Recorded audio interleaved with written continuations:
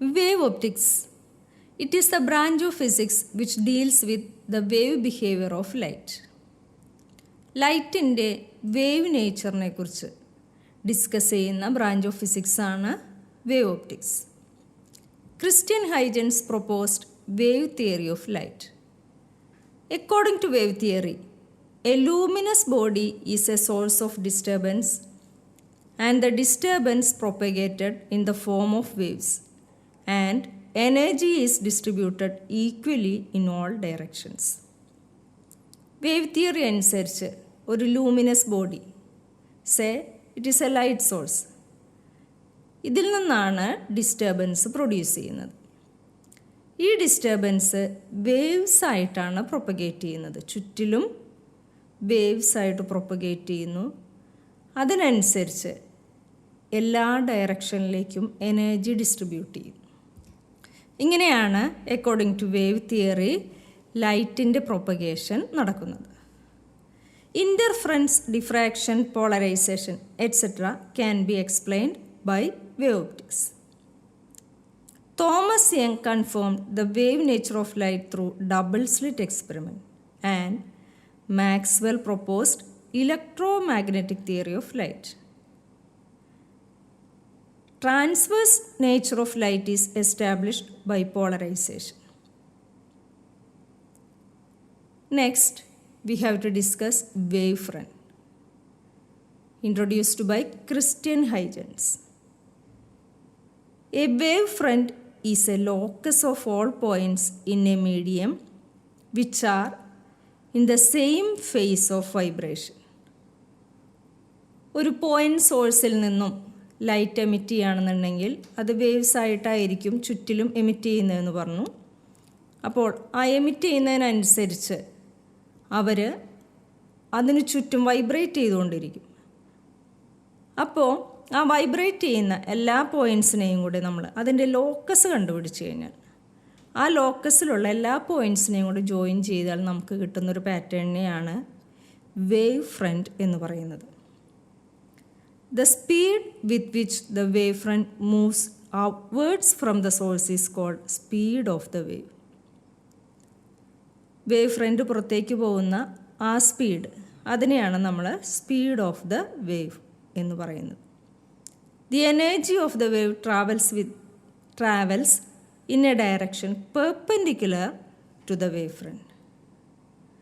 അതും പ്രത്യേകം നോട്ട് ചെയ്യേണ്ടതാണ്. The energy of the wave, വേവിൻ്റെ എനർജി ട്രാവൽ ചെയ്യുന്നത് വേവ് ഫ്രണ്ടിൻ്റെ ഡയറക്ഷന് പെർപെൻഡിക്കുലർ ആയിട്ടായിരിക്കും. Next, types of wave front. First one is spherical wave front. It is a wave front from a point source. ഫിഗറിൽ കാണുന്നുണ്ട്, ഒരു പോയിൻറ്റ് സോഴ്സാണ് നമ്മൾ കൊടുക്കുന്നതെങ്കിൽ അതിൽ നിന്ന് വരുന്ന വേവ് ഫ്രണ്ടിൻ്റെ ഷേപ്പ് സ്ഫെറിക്കലായിരിക്കും. Now cylindrical wave front. If the source of light is linear, the wave front is cylindrical wave front as a shown in figure. നമുക്ക് ഫിഗറിൽ കാണാൻ സാധിക്കുന്നുണ്ട്, ഒരു ലീനിയർ ഷേപ്പിലുള്ള സോഴ്സ് ഓഫ് ലൈറ്റാണ്. അപ്പോൾ അതിന് ചുറ്റും വേവ് ഫ്രണ്ട്സ് ഫോം ചെയ്യുന്നുണ്ട്. ഈ വേവ് ഫ്രണ്ട്സിനെ ജോയിൻ ചെയ്ത് കഴിഞ്ഞാൽ നമുക്കൊരു സിലിണ്ട്രിക്കൽ ഷേപ്പാണ് കിട്ടുന്നത്. Plane wave front. It is a wave front at large distances from a point source. ഒരു പോയിൻറ്റ് സോഴ്സിൽ നിന്നുള്ള വേവ്സ് ആണ് എങ്കിൽ കൂടിയും അതിൻ്റെ വേവ് ഫ്രണ്ട് നമ്മൾ ലാർജ് ഡിസ്റ്റൻസിൽ നിന്നാണ് വാച്ച് ചെയ്യുന്നതെങ്കിൽ അല്ലെങ്കിൽ എക്സ്പീരിയൻസ് ചെയ്യുന്നതെങ്കിൽ ആ വേവ് ഫ്രണ്ടിനെ നമ്മൾ പ്ലെയിൻ വേവ് ഫ്രണ്ട് എന്ന് പറയും. അതിൻ്റെ പാറ്റേൺ ആണ് ഫിഗറിൽ കാണുന്നത്. Now Huygens principle. According to Huygens principle, each point of wave front is a source of a secondary disturbance and the wavelets or secondary wavelets originating from these points spread out in all directions with the speed of the wave.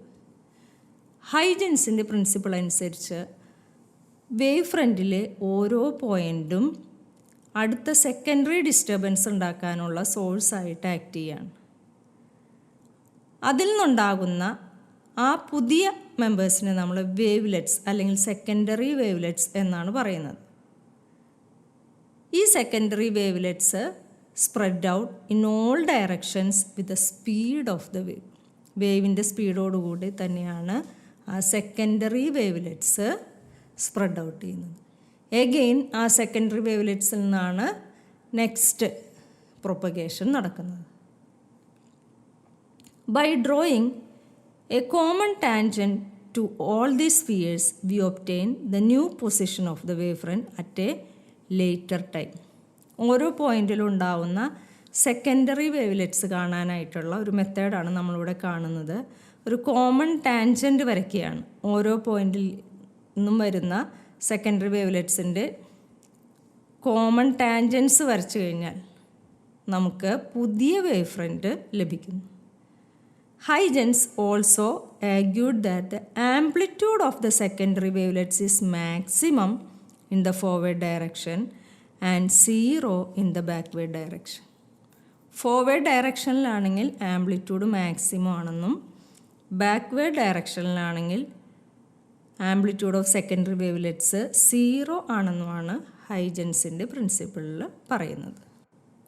Wave ഫ്രണ്ടിൻ്റെ ഒരു പിക്ചറൈസേഷനാണ് നമ്മൾ next discuss ചെയ്യുന്നത്. A plane wave passing through a thin prism. ഒരു thin പ്രിസത്തിലൂടെ pass ചെയ്ത് കഴിഞ്ഞാൽ ഒരു ഇൻസിഡൻറ്റ് പ്ലെയിൻ വേവും റിഫ്രാക്റ്റഡ് പ്ലെയിൻ വേവും, അതായത് പ്രിസത്തിലൂടെ കടന്ന് പുറത്തേക്ക് വന്നു കഴിയുമ്പോൾ ഉണ്ടാവുന്ന പ്ലെയിൻ വേവും, അതിൻ്റെ വേവ് ഫ്രണ്ട്സാണ് നമ്മൾ ഫസ്റ്റ് ഫിഗറിൽ കാണുന്നത്. നെക്സ്റ്റ് ഫിഗറിൽ കാണുന്നത് A plane wave incident on A thin convex lens. അവിടെയും നമുക്ക് ഇൻസിഡൻറ്റ് പ്ലെയിൻ വേവിൻ്റെ ഷേപ്പും അതിനുശേഷം റിഫ്രാക്ഷൻ നടന്നിട്ടുള്ള വേവ് ഫ്രണ്ടിൻ്റെ ഷേപ്പും കാണാൻ സാധിക്കുന്നുണ്ട്. സ്ഫെറിക്കൽ വേവ് ഫ്രണ്ടാണ് ഒരു തിൻ കോൺവെക്സ് ലെൻസിൽ നമുക്ക് കാണാൻ സാധിക്കുന്നത് ആഫ്റ്റർ റിഫ്രാക്ഷൻ.